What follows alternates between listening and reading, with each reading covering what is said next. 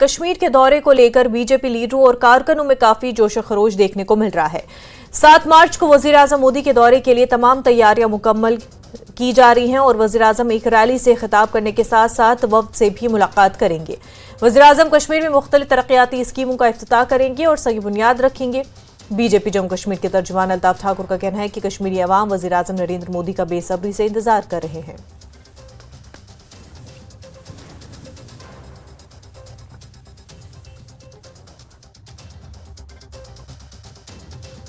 اپنی جو دیوالی ہے وہ کشمیر میں منائی اور ان کی جو پاپولر من کی بات چلتی رہتی ہے،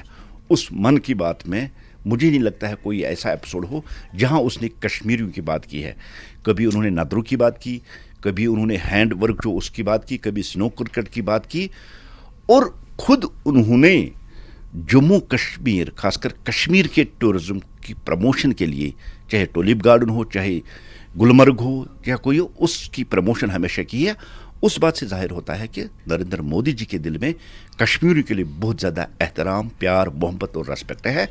اور آج کشمیر کے بھارتیہ جنتا پارٹی کے کارکرتاؤں کے ساتھ ساتھ پوری کشمیری عوام بڑی بےتابی کے ساتھ 7 مارچ کا انتظار کر رہی ہے کہ نریندر مودی کا جو پیار محبت جو انہوں نے کشمیریوں کو دے دیا ہے، اس کے بدلے وہ ان کا دل کھول کر وحولانہ کے ساتھ ان کا استقبال کرے، اور ایک جن سیلاب ہوگا جس کو جناب نریندر مودی جی یہاں ایڈریس کریں گے، اور کشمیریوں کے دلوں میں جموں کشمیر کی امن، شانتی، ڈیولپمنٹ، پیس، پروگرس، پراسپرٹی جو نریندر مودی جی کے دور حکومت میں یہاں آئی ہے، اس کو مد نظر کر ہم یہ کہیں گے کہ آنے والے الیکشن میں کشمیر